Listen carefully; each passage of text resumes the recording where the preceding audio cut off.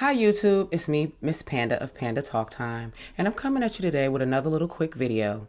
The first thing that I wanted to speak about was Shock G of the iconic rap group Digital Underground has passed away sadly. He was found dead in a hotel room in Florida, alone and by himself. His cause of death is still unknown. They have to do an autopsy report to figure out, why he passed away. Since he lived such a healthy lifestyle and he was vegan, I don't understand why he passed away. I guess that's why they have to do an autopsy. May his soul rest in peace, and I hope he was at peace with the Lord. I want to send my deepest condolences to his family during this time, because I know it's hard losing somebody, especially, just suddenly passing away. Also, it just seems like lately we're losing a lot of our rap legends. Black Rob just passed away. He had like kidney failure, and then DMX had passed away not too long before that. So it just seems like a lot of our rap hip hop legends are just passing away, like back to back to back to back to back, and it's just really, really, really, really sad. The next topic I would like to speak about is there was a situation in Granville where a teacher at an elementary school took a photo of one of her 10-year-old students, which was an African-American male, where he laid on the floor and she put her foot on his neck. And it was shortly before before the Derek Chauvin verdict, which I think was in poor taste. The boy's aunt and the boy's mother are torn about how they should handle the situation. The boy's mother, she just took it basically as, as a joke. The teacher and the student have, a playful relationship, which I think is bullshit. Even if they do have a real good relationship and a good bond with each other, I think it's in poor taste for that woman to sit up there and put her foot on that child's neck. It's just disrespectful, and the aunt wants to move forward with like pressing charges and different things like that because she feels how I feel. She feels it's disrespectful. Me personally, if that was my child, I would raise hell. Like, you don't do stuff like that. I don't care if we are cool. It's certain lines you just don't cross. You don't put your foot on a child's neck. Now, if it was another way around and a student did that to her, it would be looked at totally different. The cops will be called. It would be chaotic. I think it's entirely disrespectful for her to do so. Of course, the teacher was a Caucasian teacher, so keep that in mind too. And the student was African American. And he was a 10-year-old boy. I just think it's disrespectful, and I don't like it at all. The next thing I wanted to talk about, I wanted to speak on the My'Khiah Bryant situation. A young lady, as we all know, from Columbus, Ohio, who was fatally shot by a police officer in Columbus, Ohio, this past week. And I think that the situation could have been handled a little bit different.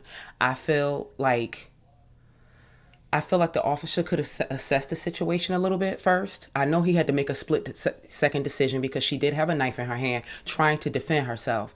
I mean, he didn't ask any questions. My thing that I had an issue with was when he came on the scene, I felt that he could have gave commands. Drop the knife. He just said, get down, get down, get down. Nobody specifically knew who he was talking about, and it just wasn't clear. Like, he still could have gave a more specific command. Like, drop the knife. And I also felt, in addition to that, I felt instead of fatally shooting her, I felt that he could have possibly maybe tried to grab her up.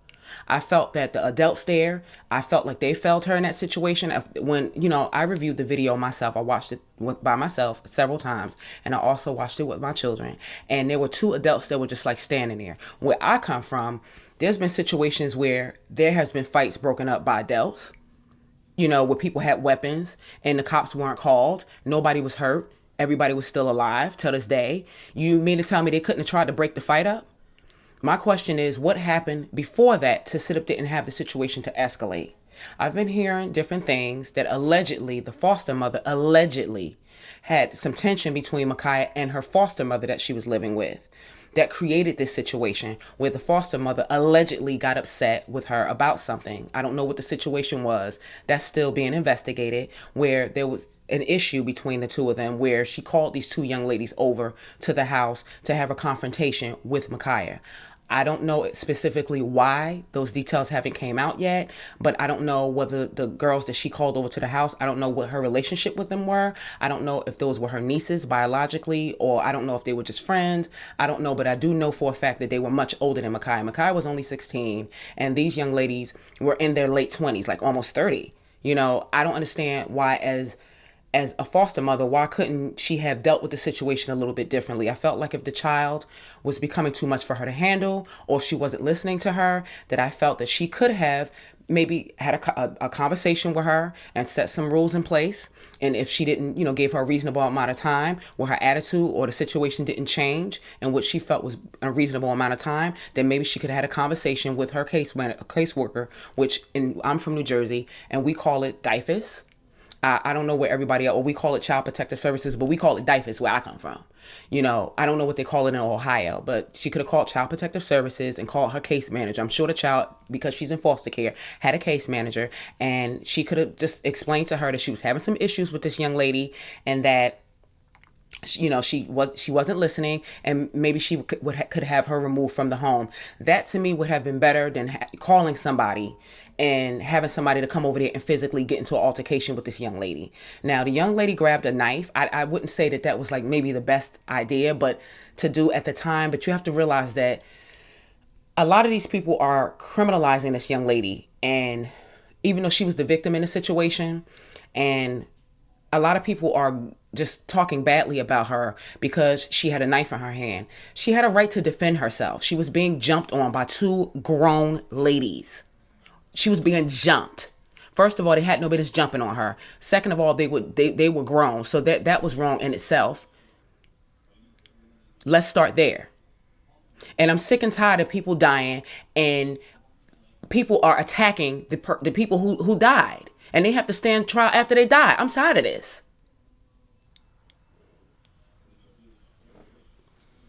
Okay. I understand that everybody's going to have a different opinion about things in regards to this situation. There's a lot of racial tension and stuff like that going on because the police officer that shot her was a Caucasian male. Now, with that being said, I just felt that, like I said, his command could have been a little bit more clear. He could have told her to drop it. He didn't do that. I felt he could have used a taser. And even if he did shot her, why did it have to be a kill shot? Why couldn't he have shot her in the arm? Don't they go to the gunshot range and have to do training on how to do target practice? I'm sure he could have gave her a shot in the leg. That would have stopped her. And then after, once he shot her in the leg, she would have, did like this, and maybe he could have, grabbed the knife out of her hand. He didn't have to kill her. He didn't have to shoot her 4 times. I don't feel like he had to do that. I just want to send my condolences out to her family, for her loss. I'm just tired of all of our youth just being taken away. With the whole Dante Wright situation, his parents just had to, have a memorial for him the other day. I felt like that particular situation could have been handled a little bit differently. Taser, taser, taser. This woman was a 26-year-old, not 26-year-old rat, but she was on the police force for 26 years. So she had plenty of experience. Also, they said that she was ahead of like the police association or something like that. So she knew better. I don't want to see the point of you hollering taser, taser, taser, and then you pull out a gun. That doesn't make sense to me. I'm sorry. And did you have to fatally, again, in this case, did you have to fatally shoot him? Why couldn't you have shot him in his leg? It was 4 police officers there. He was trying to run away because he was afraid.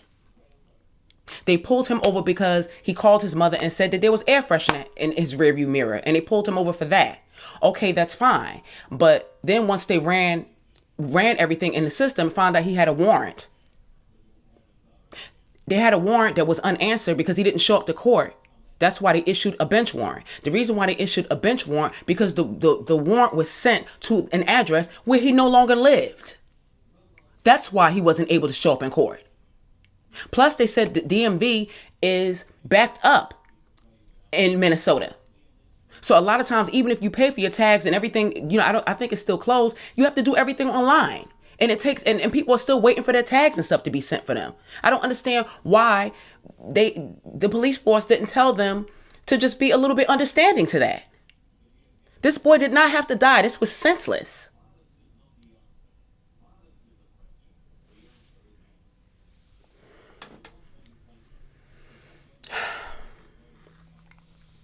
I also want to extend my condolences to Dante Wright's family during this particular time.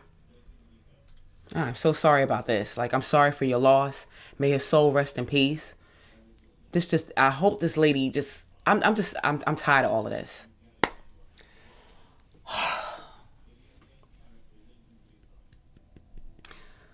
Oh boy. Yeah, it's just a lot going on in the world right now. Another topic that I'd like to talk about is mental health. And the reason why I feel like I need to touch on mental health right now is because everybody is going through something right now mentally with the pandemic and people dealing with deaths from COVID and just different issues. A lot of people are committing suicide because, loss of jobs and just, not being able to handle the frustration of just different things.